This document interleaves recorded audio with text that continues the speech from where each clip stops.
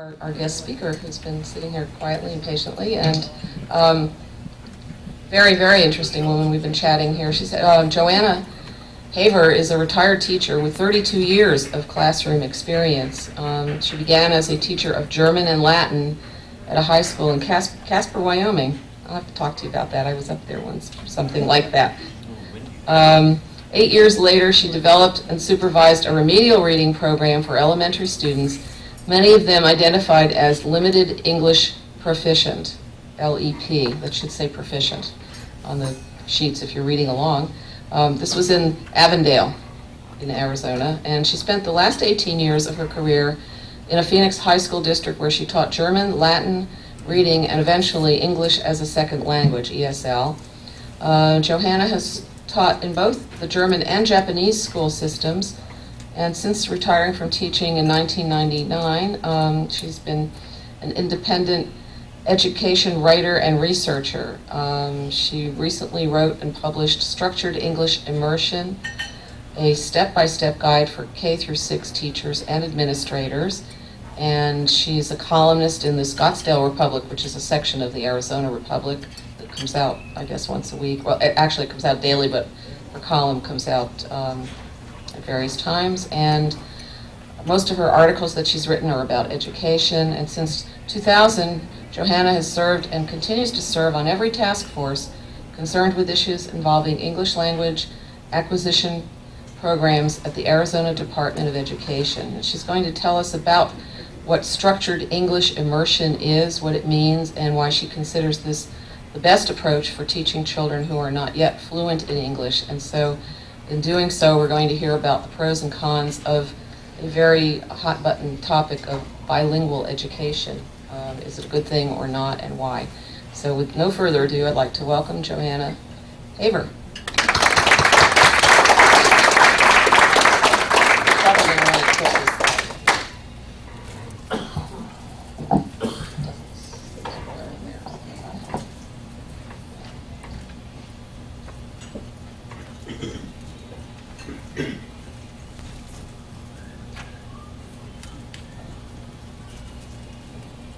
Very happy to be here with you today.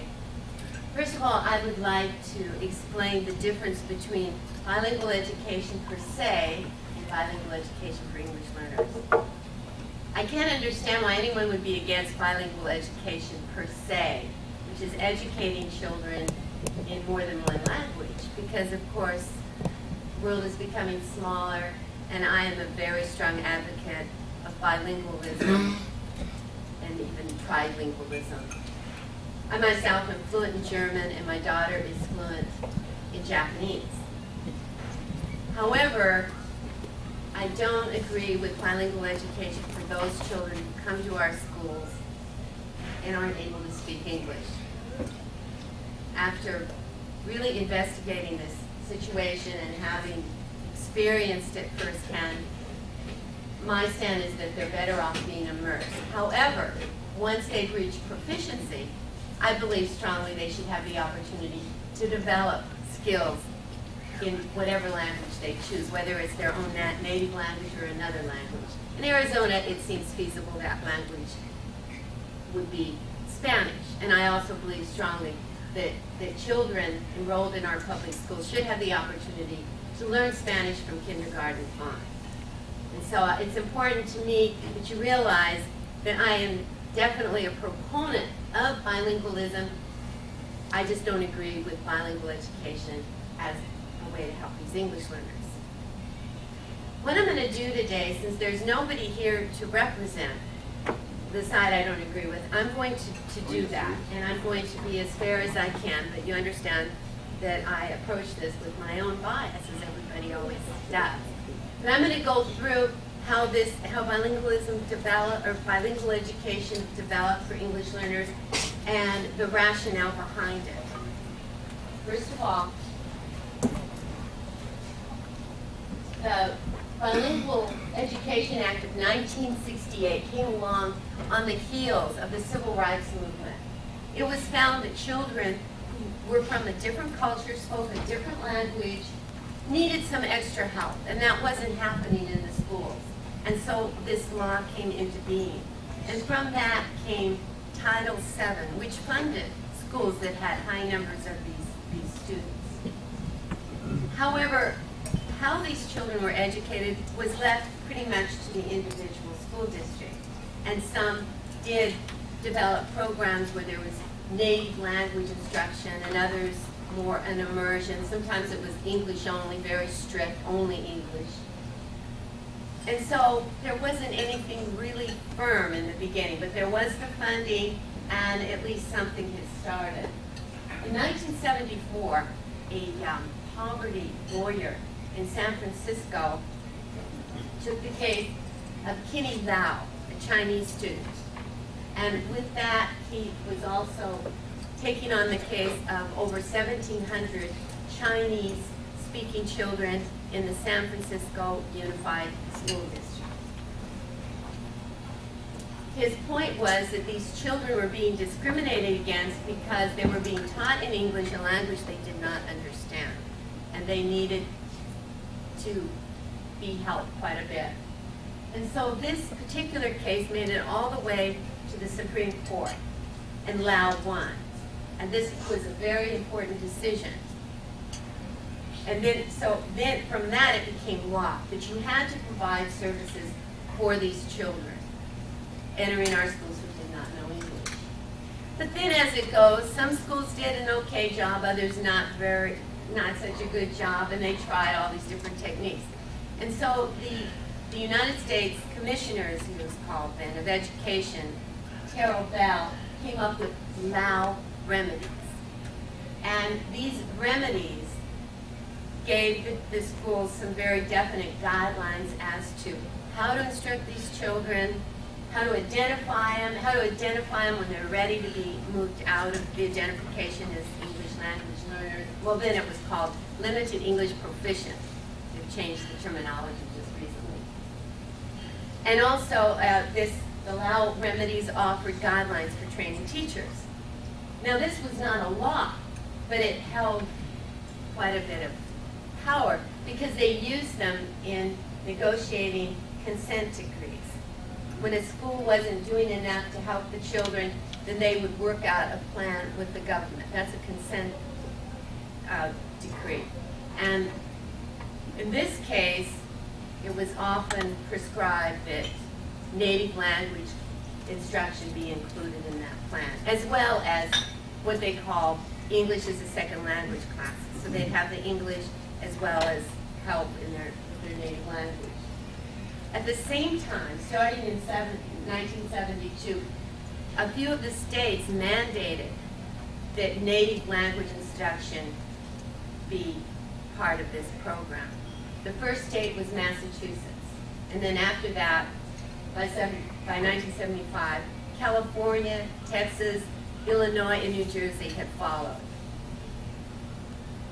And so in order to receive state funds, the schools had to offer what we now call bilingual education, instruction in the native language.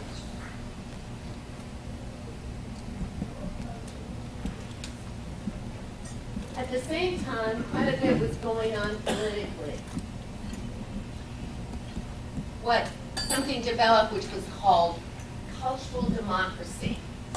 And this was the idea that the students were not really getting what they deserved in the schools, in our public schools. The children from other cultures, other languages.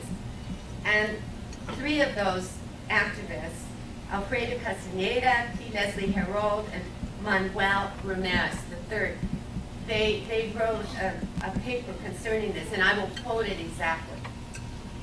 Quote, "The fundamental message to the child whose home and community socialization experiences have been different has been, learn our ways and forget about your own. To do so, however, implies betrayal of home and community as well as forsaking everything that is familiar and comfortable. Not to switch loyalties is to risk nearly unmanageable conflict at school." And so there was that Hispanic activist movement going on, and then a couple professors of education came along with their theories. One of them was Jim Cummings of the University of Toronto. The other was Stephen Krashen, and then other ones as well, but those were the ones that really stood out. According to Jim Cummings, language minority children do not develop cognitive skills required for school success unless they learn academic skills in their first language. Stephen Krashen agreed with that, and he said that good bilingual programs must provide background knowledge and literacy in the first language. There was a program in Sweden at the time that Jim Cummings brought to the attention of everyone, and it was educating immigrant children from Finland, but in the country of Sweden. And what they were doing is providing them with Finnish instruction, very similar to what became bilingual education in this country. You start them out with their first language, and then they'd gradually move into teaching them Swedish. And according to Jim Cummings, by 6th grade, these Finnish immigrant children were on par with the Swedish children. And so that carried a lot of weight. There were other programs, but that was the one everybody heard about. Well, then there was some research by Wayne Thomas and Virginia Collier. The first one, 1981, the first study had to do with English learners in Fairfax, Virginia. And they came to the conclusion that children who entered school with literacy in their first language did better than those who did not have literacy in their first language. And so they decided to pursue a much larger study. And this was what they called longitudinal. And in this study, they included 42,000 language minority students in 5 large school districts throughout the United States. And this took a few years, and this was their conclusion. Again, I quote, "Of all the student background variables, the most powerful predictor of academic success in the second language, English, is formal schooling in the first language, the native language. This is true whether native language schooling is received only in home country or in both home country and in the United States." Okay, in 1997, not too long ago, the National Council Research Study came along, and this group of people led by Kenji Hakuda of Stanford University College of Education, a strong proponent of bilingual education, and Diane August, they looked at all of the research, including the Thomas and Collier study, and they really went into this in depth. And this was their conclusion. The beneficial effects of native language instruction are clearly evident in programs that are labeled bilingual education. But they also appear in some programs that are labeled immersion. There appear to be benefits of programs that are labeled structured immersion, although a quantitative analysis of such programs is not yet available. There is little value in conducting evaluations to determine which type of program is best. The key issue is not finding a program that works for all children in all localities, but rather finding a set of program components that works for the children in the community of interest, given the community's goals, demographics, and resources, and blah, blah, blah. And so this was quite a wishy-washy conclusion, I would say. And mostly because the research that they had was questionable at the time, all of it was. But then I've got to be careful, I'm trying not to be biased. Yeah. Okay, now this last analysis by J.P.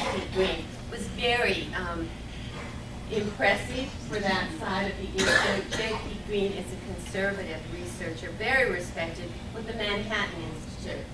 And of course, the conservatives are considered to be more for immersion, which is not generally the case. For instance, our president backs bilingual education. He's supposed to be conservative. So it really, but you could say that J.P. Green was an outsider that didn't have a stake in this issue. So what he had to say, I think, was quite meaningful. He did this meta-analysis, and he broke it down to the programs that had all the right components, and his conclusion was that English learners who've been taught using at least some of their native language perform significantly better on standardized tests than similar children who have been taught only in English. And so, at this point, you should be believing that maybe bilingual education is a pretty good thing. And so you're wondering, why don't I agree with all that I've just told you? Well, now I will tell you the rest of the story. Okay, I would like to mention Professor Charles Glenn of Boston University is quite a renowned person in this field. He was the person most responsible for passing the state law in Massachusetts that mandated bilingual education. And he was particularly impressed with the study in Sweden with the Finnish students. He thought, well, this lends credibility to all of it. And he's a man who educated all of his children in a bilingual school in Boston. So he's a linguist himself, so he definitely is in favor of bilingual education. He gave a talk in 2001 in Stockholm, Sweden, and the name of it was Avoiding America's Mistakes. And by the way, he wrote this book, Educating Immigrant Children, Schools of Language Minorities in 12 Nations. And so he went over to Europe, spent several years, and looked at the way the Europeans deal with instruction of immigrant children. Well, he explained when he gave that talk in Stockholm that he traveled to Sweden in the late 80s and he did some research on that program. And he found that it had not been successful. That as a matter of fact, 68% of these Finnish students needed a great deal of remediation. They were not on par with the Swedish children. He said that the reason they had that program, why it kept going, was for the same reason bilingual education had kept going in our country. It was political. That there were activists who believed very strongly that it was hurtful to teach children the dominant language, that they needed to be able to develop their own language. And he had his own opinion about this. He said, well, I'll just sort of paraphrase this. Glenn has been critical of the proposal to so shape the education of students that those students come to consider themselves as separate from the society in which they live. He is concerned that this separation prevents easy proficiency into the majority language and encourages the students involved to define themselves as victims of a hostile society. And that has been his stand now for quite a few years, that bilingual education keeps these children separate, it doesn't teach them the language they need to know to succeed, and it also gives them an attitude of hostility towards the major culture. Now, as far as the theories, which is basically that kids need to develop cognitive skills in their first language, Linda Chavez used to be a proponent of bilingual education, and her take on this has been that the theory was not developed. Nobody heard of this theory of developing cognitive skills in the native language until bilingual education had become institutionalized and is more a rationalization than a legitimate theory, lying in the face of much evidence that children and adults make sense of the language when they are immersed in it. Now, as far as the Thomas and Collier study, another Boston University professor, Christine Rosso, who is quite an excellent researcher, she has pretty much dedicated her career to looking at the research from the educational establishment. And she did an in-depth study of the Thomas and Collier study. She came to the conclusion that the methodology of the study is in general quite unscientific, and the data are incomplete as well as inaccurate. Some of her points. It's not really a longitudinal study that covers 11 grades as claimed. because only 4 years of data are included, and every grade consists of a different group of students. And there are no adjustments made for differences of the students, such as social class, motivation, intelligence, learning problems. And she said that their lengthy and fallacious criticisms of the scientific method are made as justification for not using proper research methods. She said there's no way to check the claim that the programs were well implemented because the schools and school districts are not even identified. We don't even know what 5 districts were used or who these students were.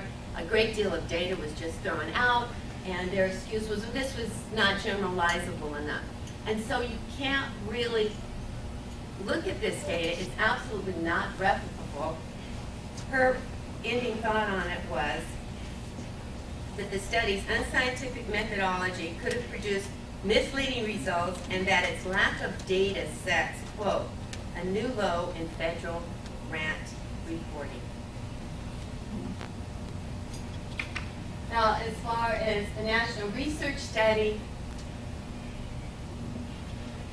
Rosalie Petalino Porter did a synopsis of a very long report that Professor Glenn wrote concerning that study. They had all this information, and this is what her conclusion was. There's no evidence of long-term advantages or disadvantages to teaching English learners in their native language.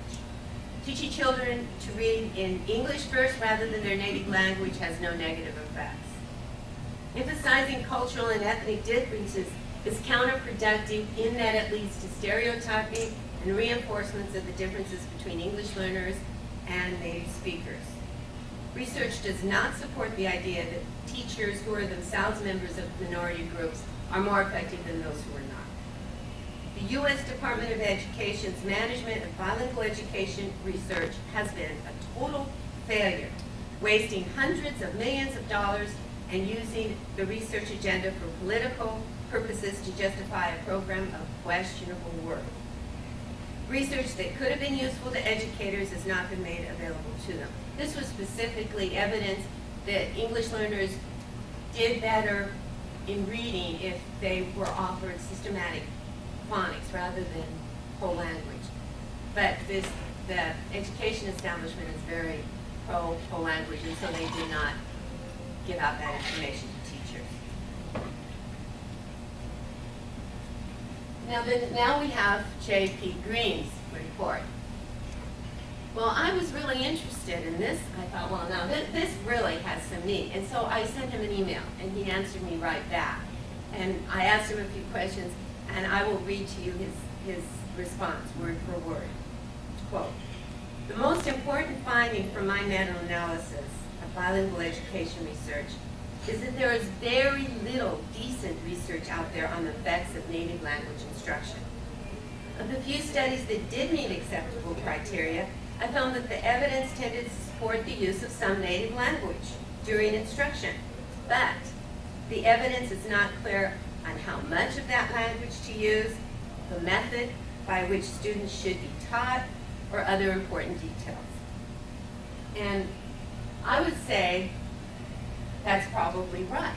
A certain amount of native language instruction is certainly sometimes called for. And that is part of immersion. Immersion education is not English only. You don't ban the home language, but you have the instruction taught predominantly in English. But if a child doesn't understand, and you have the ability to explain it in the native language, or someone else in the classroom does, very quickly, of course, that's what you do. Or if it's a concept that a child's having trouble learning, and you realize you can give that child the concept very quickly in the child's native language, of course. So it isn't that you ban the native language, it's simply that you keep English as the dominant language. And what bilingual education became is out of 6 hours of instruction, 5 of them were in the native language, 1 hour of English. Other cases, 2 hours. And now we have dual language programs. They have 3 hours of native language instruction. And the other side argues that's just not enough. Now there's been a recent report from California. They on the English learners. And the report is showing that the kids are doing very well. This time, the English learners, they even achieved at a high level in the higher grades, which has always been a point of contention. Well, yeah, they might do okay in first, second grade, but then when they get further along, the fact that they didn't develop the best cognitive skills because they learned in English, then it's going to show. Well, no. The latest report shows that they've been very successful in California. They don't credit it all to immersion, nor should they. Very seldom is there anything in isolation that's going to work. They say they have better materials. They are using systematic instruction. They're using the open court. This is in particular Los Angeles. I should mention that. The Los Angeles Unified District, very large school district. And 90% of those kids are immersed. 10% are been wavered into bilingual. And now it's to the point where the younger kids, it was something like, I think it was 43% are scoring at the highest levels, and in the higher grades it's 48% at the highest levels, where it used to be more 20%. And so they're seeing rapid growth. But like I said, it isn't just immersion. It's a combination of changes that they've made. Yes? Okay, what if some children are not entering at the level of kindergarten? Supposing a child enters in the 7th or 8th grade, and they're not exposed to those years of immersion, and they're right away thrown into English. How do they adjust? They haven't had all this previous years. Let's say they just arrived here. This isn't going to help them any, is it? Well, according to the two laws, the law in California and the law here, that you can be wavered, you can receive a waiver if you're 10 years or older. And so at that age, there's a lot more flexibility, because you're right, there's a lot more material they need to learn. And the schools do have the permission to use whatever degree of native instruction they deem necessary. And it seems that, though generally they have in the higher grades, they have quite a bit of immersion, but there are those schools that might offer math or social studies in a bilingual setting. And there are many different versions of that. So I can see how complex it is. it's a very complex issue, and it's almost taking student by student. And what about those students who come to us in the higher grades who are not literate in any language? Now that's a real challenge. What do they do about that? Well, the best thing to do is to teach them literacy in English, and they have found that a systematic phonics program works quite well. I know a lady who works with older children who have not gained literacy, and she insists that her system works out pretty well, and she does put a lot of emphasis on phonics,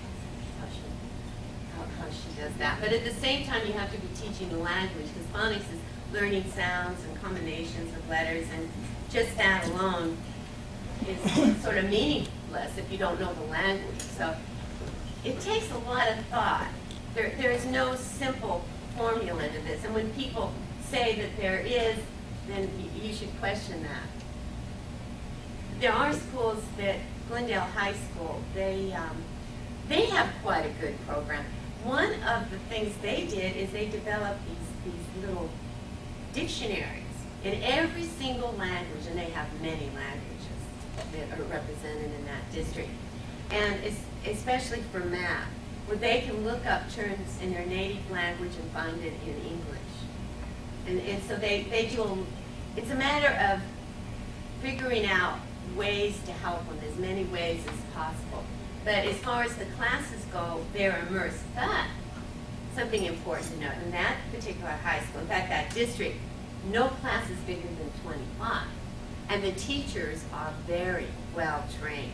They're so well trained that even teachers in advanced placement know how to deal with English learners. They have English learners in advanced placement, and they've been successful. So a lot of it has to do with teacher training and smaller classes. And if you have, I'm a very strong proponent of a full day kindergarten and even preschool, for English learners in particular, because if you offer that to them, then by the time they're in first grade, they're prepared and there won't be so many children. Then you can just deal with those that come in later, and that's much easier than when you have hundreds upon hundreds. So. Yes? Do we have any schools in Arizona that do bilingual for both code switching? Take any class at all and just repeat the sentence in both English and Spanish, so that our English kids are learning Spanish at the same time, because the value of two languages is going to be very important. Well, we do have dual language schools. The only trouble, and that works very well for the English dominant, they learn Spanish, and they've been very successful. The only trouble with it is that the success is not the same for the English learners. They don't get enough because they only have maybe 2 or 3 hours of English. They go home to a Spanish-speaking environment. Generally, it's Spanish, and that just isn't enough. But I know what you're saying. I think some of them, I think, are evolving somewhat so that they will turn their dual language programs into something for the Spanish-speaking kids after they've reached proficiency, because then it makes sense. They're proficient now in English, and that should be after a year or two, and then you could have to language. And we do have those, yes? Is there any one language that is more efficient or better than another language? I don't think so. And people will say, oh, Spanish is easier than German, for instance. Easier, And I think that any language has its difficult aspects. For instance, French and the pronunciation, I find that quite challenging myself. I'm better at grammar, so German worked better for me than French everywhere. But it's all, I think, That's not what I'm talking about. Is there any one language that you can say more than in another language that's more efficient? not English. It takes in so many. I guess because of my own experience, I would say German is a highly efficient language, just like the German culture. Is that what you mean? Yes, I've got one more question. I've heard many years ago, and then again just recently, that the United States speaks English by one vote, or we all speak German. Yes. Can you say something about that? Well, I probably don't know that much more than you do, but I've heard that as well, and I think that whether it makes such a great difference. I can tell you that whenever I have read anything by Einstein, I have to say that his ability in German is evident in his writing. It's a very efficient language for saying a lot in a few words.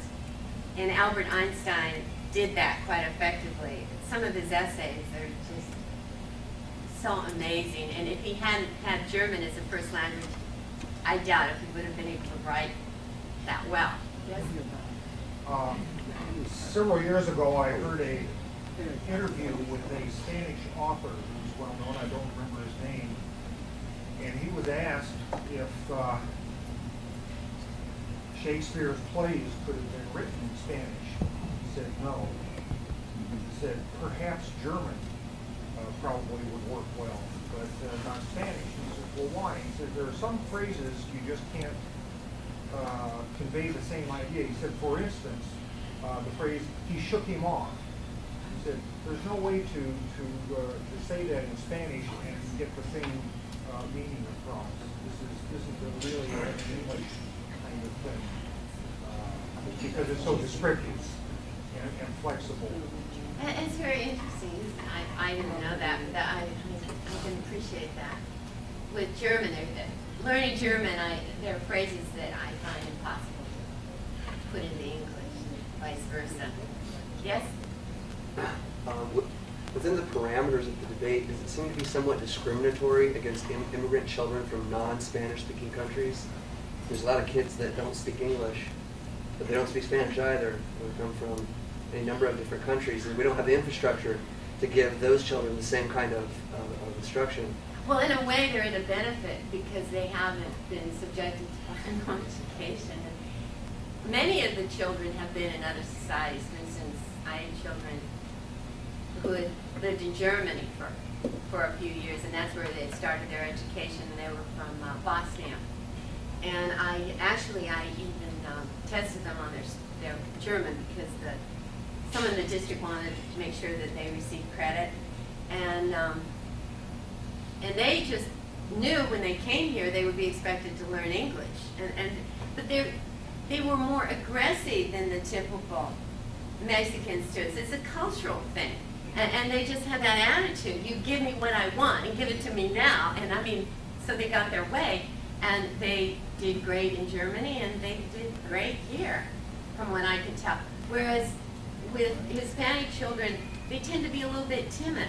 And you have to encourage them to be a little bit more aggressive and maybe get involved in the school activity. You have to make a real effort because of this sort of it's almost a sort of inferiority feeling that they seem to have. And it's easier for them to kind of stick together. And also, our language and our culture is much more aggressive than theirs, so it's probably a little frightening to be among us. Yeah, I wonder about that because I know a number of, my ex-wife is Iranian, so I've known a lot of immigrant Iranian children that have come here, and invariably, they all learn English very quickly. And some of them, like, below the age of 13, by the time they're 16, 17, they're speaking English without an accent. And I've never met any immigrant child of Iranian descent that didn't learn the language perfectly, but they might still have an accent. So I wonder how much of that is cultural, because they're at the same disadvantage linguistically. Well, according to Charles Lynn, you have to make allowances for the culture, and that sometimes that can be a factor that can play a role, especially if the dominant culture views this minority culture is inferior, or the people is inferior, is less intelligent, and so on and so forth. And my own personal experience has been that a lot of people make judgments about Hispanic children that are absolutely wrong. It takes a lot of repetition and a lot of work for anyone to learn a new language. And they just, oh well, they just assume that these kids can't learn. And they can. I taught these children for 19 years, and I had some of the most brilliant students I've ever had were immigrant children from Mexico. And they they need to be challenged, just like the other kids. But there is this sort of mindset, and you have to realize that they have a different culture. There's a lot of humor in their culture. And so you want to incorporate a lot of humor and fun into the teaching in that respect. Yes? If you have, like, say, children coming in from another culture that are, say, performing in their own language and in all fields at, like, say, 2 or 3 years lower than their actual age would be, like they're performing at the 2nd grade level, and, pretty much overall, but they're really 4th or 5th grade age. What do they do about that? Well, more often than not, the kids they come to us that are educated in literacy skills and math skills than many of our children. In fact, they found kids from Vietnam. They wanted to be sure they were included in the scores for the math, because generally they could do better than the average American children. They had a better background. And so it's generally just a matter of language. There was a person by the name of David Holt that I mentioned in my book. And he was 11, came over from China, didn't know any English at all, but he did have a good background in science and math. And this was before bilingual education or even ESL. And so the school just kind of did what they could. It's just sort of, well, let's try to figure it out as adults and educators. And so what they did is they put him into these high-level classes, even though his English was very poor. And he was working very hard on his English, but I mean, to go from Chinese to English, that's quite a jump. But he did what he could. They did not keep him from those higher-level classes, even though it meant a little bit more work for the teachers. And David Holt became Man of the Year for Time Magazine, and he's received all sorts of awards. He is the biochemist that came up with the cocktail for HIV. And so aren't you glad they made sure that he wasn't put into a dumbed-down class, as unfortunately often is the case. Joanna, can I ask a question? It's back here, Susan. Oh, okay. I know, I'm using the microphone. Isn't there a difference, though, when you have Iranian students or Bosnian students? For example, I know two friends whose children came here, they were 11 and 10 or whatever, speak perfect English. There's more of an incentive because we are geared towards a bilingual culture. We are rapidly becoming a bilingual country. And it's very, I mean, we're enabling, and I don't really see anything wrong with that.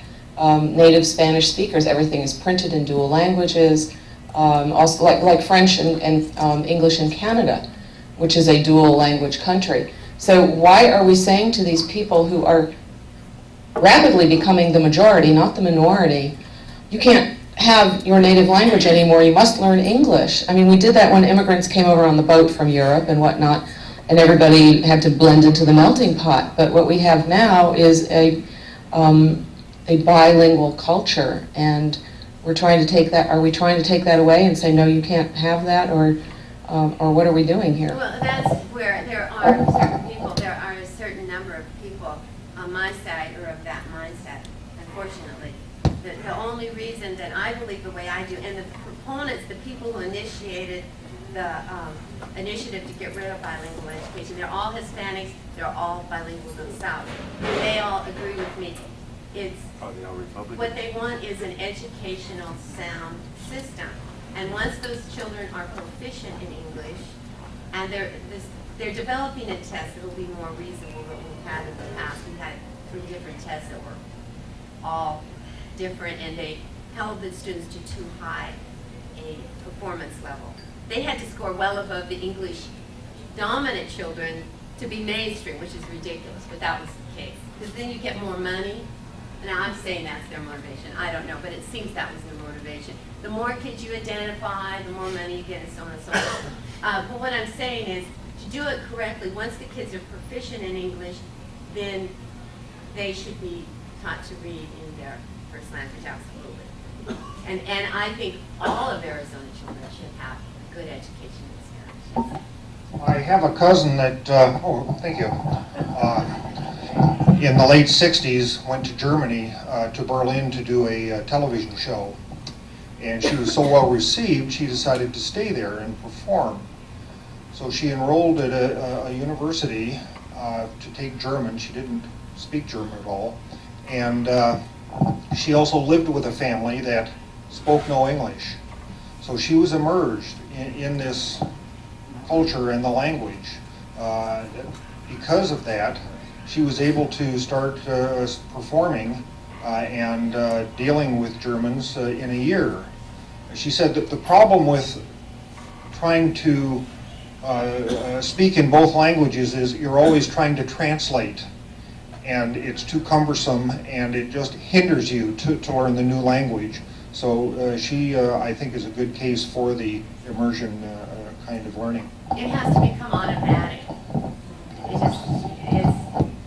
You develop a certain part of your brain, unless you're a small child, such as my daughter was 3.5, and it became very, during the process she could speak in English and turn and speak in German and say the same thing, and it was with no effort.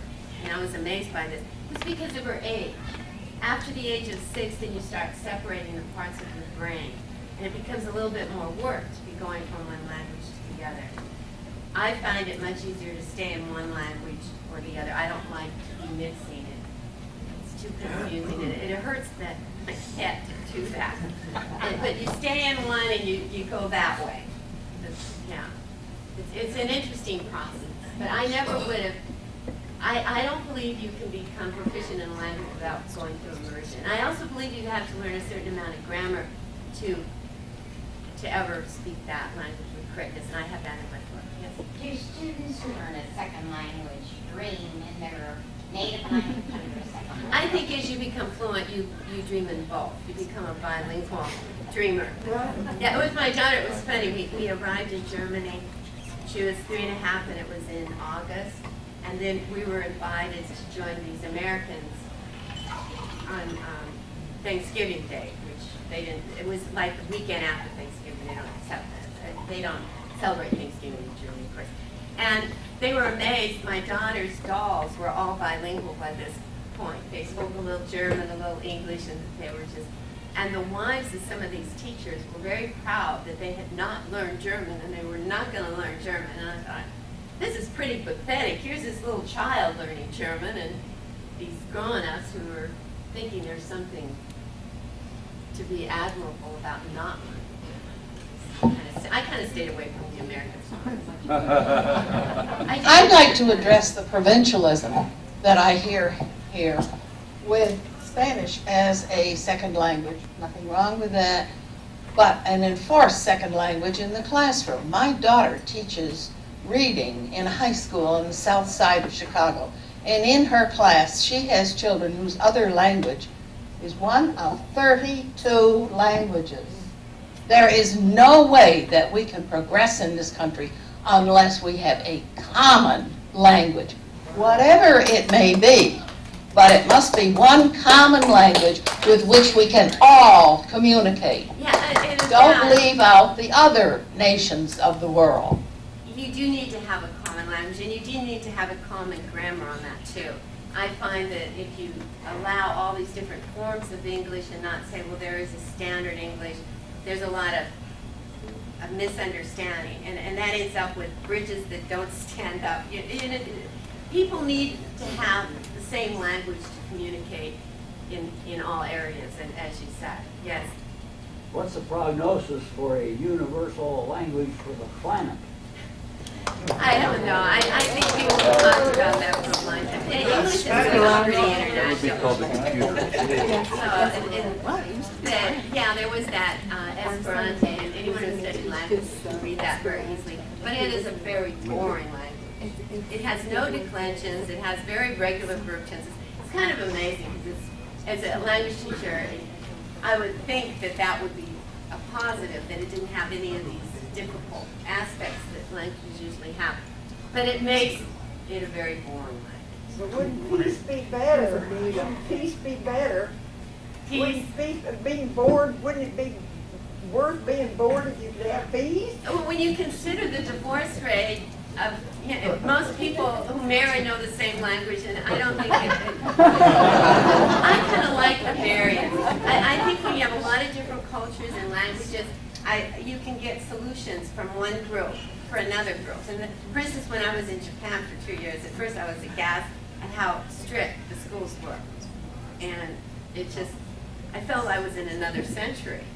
A little girl got in trouble for having a little bit of rouge on her cheeks, and they had to run around the grounds on the coldest day of the year in shorts. I was so glad I didn't have to do that, to toughen them up. And school was not as much fun as I think it should be because of this way. But then on the other hand, none of those kids were on drugs. Nobody got pregnant. And so you think, well, there's something to be said for that. None of them had cars either. There was no student parking area. And then on our side, of course, it's kind of free going in the high schools. Yeah, and it seems like there has to be some. I used to think what we need to do is put together a country maybe in the middle, because Japan is so opposite to us in so many ways, and just sort of take the best of both cultures and start always looking. Is English? We have a question back here with the microphone. Hi, Joanne. I'd like to follow up on what Bea was saying. I'm in favour of a common language too, and of course it would be English. But I wrote a little article on this some years ago for Mensa, and the conclusion I came was the title was "Who Needs a Second Language?" And I started by saying that anything you can express in any other normal language you can express in English. But then I got thinking, there are other sorts of languages, and one of them that springs immediately to mind is mathematics. I think we need to broaden our view of language. You need to speak English and mathematics, and maybe later I thought even music. But these are languages where you can express ideas that are very, very difficult to express in English or any other normal language. Yeah, well, I feel each language has a certain amount of value, and you have to have some sort of feeling for the culture to speak the language language. It all fits together, and I think the more languages we have, actually, the better. But maybe for everybody to have the same language, either as a first or second language in English, because we as Americans are a little bit too lazy to learn any other language, so we'll just make them all learn our language, and maybe that's the best way. At least we have something we can communicate. And yet, when we go to foreign countries, the businessmen never are their wives, even though they stay there for years. They very seldom learn those languages. So we're very antagonistic towards people who don't learn our. And some countries have 4 and 5 official languages, such as Singapore and Malaysia.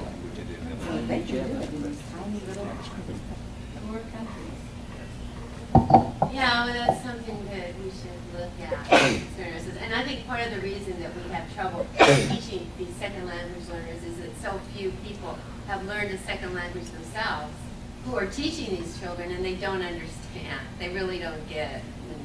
And that's part of the problem. Whereas in Europe, most of them have all learned a second language. It's pretty hard to find someone who hasn't. And so those teachers are a lot more aware of the hurdles. So when they get immigrant children, they know what more to do with it. One of the main functions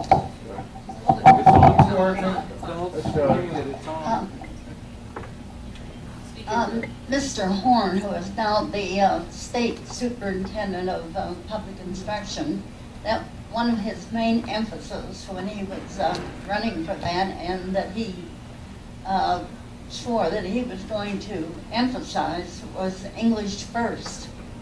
And he has various groups stressing that. Have you heard much of that at all? Oh, yes, I know a lot about that. I helped Tom Horn get elected, actually. I have a great deal of admiration for him. He himself is trilingual. I don't know if you realize that. His first language was Polish. And his parents, his dad was quite a history buff. And he's from a Jewish family, and his father realized what was happening at the time of Hitler's rise. And he said, we're getting out of here. And the wife didn't want to go, but she finally was convinced. They moved to Canada. And he has sisters, and the whole family left back in Europe was wiped out, all of them. So Tom Horn does not have uncles or aunts or cousins. But, yeah? Or can I just do, and then he learned Russian. I didn't know this. He doesn't talk about himself. You have to kind of pull it out of him. And I introduced him to a teacher of Russian, and so he started speaking Russian to him. I said, where did you learn that? Well, his first language was Polish. He learned English in the schools, and because he learned to be bilingual at home and at school, he had a facility, which happened with my daughter. That's how she learned Japanese. She learned German so young. And then it was easy for him to pick up Russian. So he believes in learning second languages, but he also is very strong on this, and they are absolutely making sure that the children are learning English. They send groups into the schools, and they watch for kids who are always asking questions in Spanish to their teachers. You can get a feel very quickly whether a teacher is actually teaching English or not from this, from the way the kids are behaving. And that they said that in some schools, here's one teacher where all the kids, there are many English learners, they're all expressing themselves in English to the teacher. And then here's another classroom. All the conditions are the same, and the kids are still all in Spanish. Why? And so then they send teams to help them improve that problem. They are doing everything magical. I don't know what more they can do to make sure the English learners learn English. Yes? Yeah. Harold over here. Oh, I'm sorry. Is it working? Yeah. I would have assumed that the parents of these Hispanic kids would have preferred bilingual education. But I think something you said at breakfast here suggested the opposite, that they want the kids immersed in English, and they want them to learn English as quickly as possible. Yeah. Well, what's interesting is that the bilingual people that are very sincere will bring up all this information that I gave you. Remember, I started with their argument, and they'll say, hey, we've got research that proves they'll learn English better if it's through bilingual. And they do have research. It's just, I don't believe that it's very sound research. Yes? I have my suspicions, but how come it is that the whole world speaks English predominantly? I think it's because we're the wealthiest country, don't you think? Oh, you don't think so? Yes. Because you want to learn the language of the people that you want to sell. They learned Latin way back when Roman. Oh, you think it does? Yeah, but what's the frank word these days? Is English becoming more of the international language? I think it is. It's Euros. This one German lady knew some English and the other German lady didn't. And the waitress knew kind of a little bit of English. And they were trying to communicate, and the waitress kept bringing the wrong food, and they were having a terrible time. So I offered to help. I said, I know I can communicate with her in English. Tell her what you want. And they wouldn't hear it. They're not going to let an American lady interfere. They just went ahead and ate the food that wasn't what they ordered. It's funny how this world operates, yes? Actually, English has become the international language. There was a program on PBS a while back called The Story of English. It was a several-part documentary, and one of the things that I recall is that all control towers of aircraft, airports all around the world are in English. Pilots must learn to speak English no matter where they land in the world. It is the international language. When I say internationally, I mean if you're flying to Japan or someone from China is flying to Japan, it doesn't matter where they're coming from or where they're going to. They all speak English in the control towers. This is just necessary, I guess, for international communication. By default, that makes English the international lingua franca, I guess. To use a foreign phrase. Really. How powerful we are and how wealthy we are. We're way ahead of all the other countries in the world. And so we get to choose the language evidently. And we're so isolated from other countries too. That's Art, and then David. Yeah. When you were talking about the Wishy-Washy study, then you started going into all these more general studies. And when you're dealing with generalistic attitudes and things, you're not dealing to the people who are different in some way. You're only teaching towards the norm, and everybody isn't norm. Oh yeah, that's so maybe the Wishy-Washy study is the one that pointed this out, but they didn't do enough research. Different people have different ways of learning. Yeah, but what they said was so totally, it didn't have any meat to it.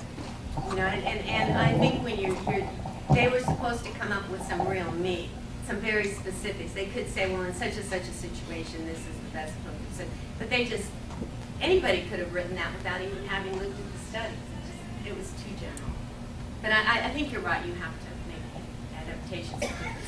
This is just an observation that I've heard other people say, and that is that the music that's being produced in America is teaching young people all over the world the English language. Unfortunately, isn't it all the bad words? The rap music. Wow. 4-letter words. Yeah, that's what they're listening to. People in general like that. I had this lady work with me, this Japanese lady. There was first a man assigned to me for the first year, and then a woman, Miss Omura, and she was a humorless Japanese lady. She never smiled. She didn't have much personality, and yet she loved the word bullshit. And I said, it just doesn't quite fit with your persona to use the word bullshit. She said, well, I like that word. And so I thought, okay. She said, well, I'd like to know some more words. And she told me someone who had taught her bullshit. What are some other good bad words? And I said, well, so I gave her the big one, the F word. And she said it loudly, and I just about died. And then I thought, well, nobody here understands anyway. You know, in a room full of teachers, and they just went on to what they were doing. It was a funny situation, but yeah, I think they have a fascination for. That's always the case. Little kids. I had a kid from Russia who learned all the bad words in Spanish, and he just drove the Spanish speaking kids just crazy. Nobody liked the kid. The kid was obnoxious and all true. But he had picked up English quite well. He could speak it very well. And then he has all these bad words in Spanish. That's very I make a comment that as you travel around the world, people can buy these satellite receivers, even if they're in remote areas. And one of the things that a lot of them watch, and I've seen it in villages that are basically in the Stone Age, but they put their money together and they bought a satellite receiver. They sit there and they watch America's Armed Forces television, which has all the 1950s and 60s sitcoms. And they might not completely understand the situation or the cultural context, but they sit there and they try to understand the language. Oh, you're so right. It's really amusing. I met so many Japanese girls whose dream was to go to America and become movie stars and meet very rich millionaire Americans and marry them and be happy ever after. Why not? That seemed like a feasible dream to them. Yes? The next question is here. Oh, okay. Excuse me. I'll let Yeah, you. my turn first. I have a comment and a question. My comment is, when I was in Bangladesh, I did not learn the language very well. But just to be able to use a word now and again, in with a lot of nonverbal, we communicated just fine. My question or other comment to you is that I didn't know immersion meant that you could code switch to explain certain words. Oh, absolutely. And that's a misunderstanding. I think that needs to be brought out in the press, because for all the years we've been talking about immersion English for Arizona, I have searched and never found that it was defined that there is the native language help in words to get the concept across, that you weren't just totally thrown in blindly. It's written right in the law, too, that when it's educationally necessary to use the native language. And there was a lawsuit, there have been many lawsuits in California, and they've gone straight to the circuit. What is it, the Fourth Circuit Court from California? And the initiative in California has always stood out. And they dealt with that. Well, for sure, there are many instances where it's necessary to use the native language, and that is clearly included in those initiatives. I would balk at somebody. Another point is sometimes you can use the native language, give a lot of Spanish speakers to show them, write a sentence in Spanish and then in English to show them how the language is different. That in English we always have a clear subject, in Spanish you drop the subject, and you can give them examples and it helps. That's in immersion. That's in immersion, absolutely. Immersion is not English only. I thought it was interesting to note in the story of the Lewis and Clark expedition that after years of slogging and hacking their way slowly across America for the first time, when they finally reached the West Coast, they found West Coast Indians already knew how to swear in English because they had been dealing with, trading with the British for years. Yeah, I tried to get an assistant principal to give me a list of all the bad words in Spanish. Because I needed to know that in disciplining kids. Well, I'm German, and I tell you, some of the words, what I would say in English, I never would say in German because they just, meaningless. I mean, if you brought up a certain way, every country uses different words for words, and I never would say in German what I say in English. Here's a good example, like to call someone eine Flasche is pretty bad, isn't it? Well, yeah, it's not as bad as some of the words that I used. Yeah, but eine Flasche, it translates to a bottle. And I mean, that makes no sense. And when I was in Japan, there were these students from Germany, and they come over to our house, and we'd speak German and such. And I got so amused at this, and I called my daughter eine Flasche, and they got really angry at me. But to me, as an American, I don't see anything wrong with calling somebody a bottle. But It's it just means sort of like you're a zero, you're nothing, You're a nothing. Yeah, but it's hard to really feel that because I'm not really German. Maybe if I lived there for a while, I would start picking up that, oh, yeah, but I mean, it's almost humorous to an American to call somebody a bottle. Yeah, but that's the cultural difference. You can't trust it. Just like you were saying, it's just, You just, there's so many differences. And they'll use words that we say are swear words, and that's just a German conversation. Oh my God. Right. Jerry's next. I'm sorry. I would just like to ask you, what were you doing in all these countries? Were you in the service? Well, you know, no, I wasn't in the service. It's kind of funny. I found this book that I had a reader when I was a little girl. It was all about going to all these different countries, and I remember reading that book. It was one of these antique stories. Oh yeah, I remember that book. I had that book when I was a little girl, and I was fascinated by all the stories of traveling to Lapland and to the Netherlands and all these different places. It was a Dick and Jane book with all these characters of the 50s and such. And I think it was just in my mind that I wanted to have experiences. And I had those opportunities as a teacher. And I was at the University of Arizona working on my master's in German, and they liked my methods because I'd been trained at this National Defense Education Act institute in Montana, and we were immersed and we were taught all this really good methodology by the Germans. They said I had really good methods. I was probably the best of their teaching assistants, but I needed to live in the culture because you only can go so far when you're in a separate culture learning the language. And so they told me about the program, and so I applied, and I was accepted, but it was strictly to fill these slots where they needed more English teachers. And so I went to an area where nobody spoke English. For most of those people, I was the first American they'd ever met. And so it was really, really interesting. I was from western United States, we were past Wyoming. Suddenly I was in this big industrial city. And so that was the first experience. The second one, I was teaching in Carl Hagen High School. And this AV man suddenly popped out of this door and said, "You are going to apply to go to Japan, aren't you?" And I said, "I don't think so." And he said, "Well, you'd be perfect." So I went and read about it, and I thought, hey, this is really interesting. And so I did apply, and the fact that I'd already taught overseas in Germany, I know was a big plus for that. And then they said I could bring my family, so I brought my daughter. Both times I brought my daughter, but I was, in both instances, I was single, I was divorced, so it was just my little girl and I. And so she's quite linguist now. So it's been fun. That's how that happened. Were they 1 year stints? The one in Germany was 1 year. They wanted me to stay another year. They made it very difficult for me to leave. They sent me. They offered me more money. I said no. I want to go home, and they finally had to let me go.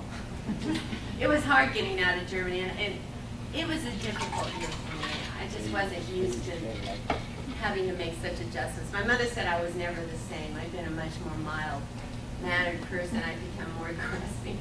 Well, you try to get on the buses in Essen, Germany, and you learn to forge ahead, and you have to get over this small-town Wyoming stuff very quickly.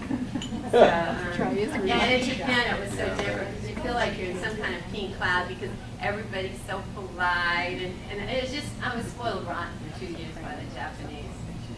They always wanted to know when I went on a trip, what did you eat, how did you like what you ate. And I took up oil painting, and they loved that, and they hung up my paintings. They put me on television, you know, on and on. The Japanese are, I thought, you know, if America went to war with Japan, I'd have to think about it, which side.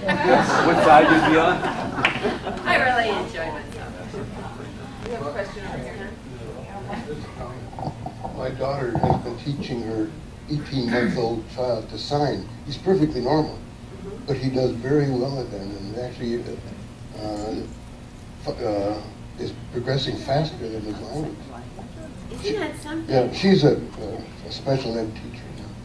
Yeah, I've heard about that. It looks difficult to me, but I suppose it's just like anything else.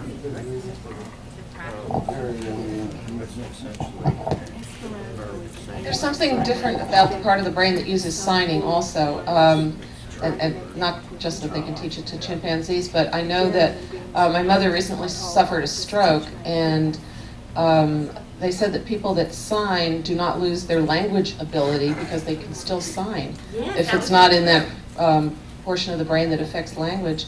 And I noticed that she'll try pointing and using hand gestures and doing things when she can't think of a word. So it is completely a different language portion of the brain, if it is even a language portion. And the fact that they can teach this to the apes and whatnot, and that they can come up creatively with things, would suggest that it doesn't require that language portion of the brain, perhaps, that uses vocalizations. Just a comment. Interesting, yeah. Well, I understand that bilingual people who have been stroke victims possibly have lost one of their languages, but not both of them. But there's no way to judge which language it is that you will lose. So, yeah, I heard that. I've never seen it, but I read something. I tried that. I tried her out. I said, well, can you say it in Yiddish? And she couldn't either. So that was the end of that. Yeah, Yiddish is quite interesting. When we belonged to the Jewish Community Center, because when my daughter needed the exercise, they had a really good swim team, and we lived in the neighborhood. And I was exposed to a lot of Yiddish in that experience. And I would think I was hearing German, and sometimes I couldn't even understand it. It was quite amazing. The bastardized German, they call it. And but German, still, when I was there, I have a record about its humor, and its Yiddish humor. And it's sort of amazing because you know what happened in Germany, but I think they continue to appreciate the Jewish humor. Herman? When I worked in a plant, I could always tell the guys who talked when they were at home, because the guys who stayed here have 20 years, and they still sing just like as because when they went home, they talked to the family and to their kids. But the guys who stayed and used English, they changed different. So you could tell the guys that talked at home all the time with the families that they came. It was very different.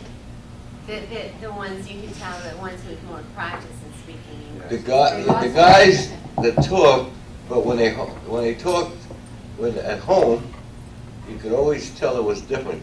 The guys who talked all the time, and they wanted to take a lot of guys didn't want their family to learn the new language. Yeah, right. Thanks. They didn't want them to not to remember what their languages were before they came here in the United States. They wanted their mother, they wanted their kids, and they wanted. So they did that, and it changed. We always could tell them. You could tell those who did that. And guys would be really. They say, "How do you know that? How do you know I go?" As I say, "Come when you go home, and you talk to your family and to your kids. I know you talk like that at home." And they look at me. How do you know what I'm talking at home? I said, "Because the way you talk right here in this family, in this where we work, and we've been here. Guys have been here 10, 15, 20 years, and it changed different. You can tell. You can always tell that those that did it, that kept the same and family as those as they did right in where they worked." Anyone else? I'm not sure we let you get through all of the presentation that you had. Well, that's okay. We I just was had. going to tell you. We're so inspired. But I don't know if there's any English learner teachers here, and I think it might have been a little dry for you anyway. But it's a good book. I'll show you what it's like. I think it's a good book, Structured English Immersion, and it does include in it second language learning. I think that's important, so I put that in there. It's sort of a way that you can move the kids into the mainstream in a year. But then you have to have the teachers in the mainstream trained to be able to deal with these kids. So it's not simple. Where's your book available? Is it on Amazon and places like that? It's on Amazon.com and Barnes & Noble. Hold it up again. Oh. As one writer to another, this is how you sell books. You hold it up, you tell the title, you keep showing it, you keep on, telling people about it, and then they'll get it. I think I should go out and sell my book a little bit, but I'm always afraid of running into the activists for bilingual education. They get a little nasty sometimes, yes? I was wondering if your book would be helpful to someone who is trying to learn another language. No, it's not about that at all. I don't need to sell books that badly, I'm going to lie about it. It's just for teachers, Any other questions? Well, unless you have more to add to what you've said, we certainly enjoyed this. Well, and I have too. This has been great. thank you. We have something for you before you leave. It's our famous mug. This is written in HTML and another language to learn. That's our logo on one side, our website on the other. Thank you. If you appreciate the Humanist Society of Greater Phoenix and would like to see more, then subscribe to our channel and check us out on Patreon. Links are in the description.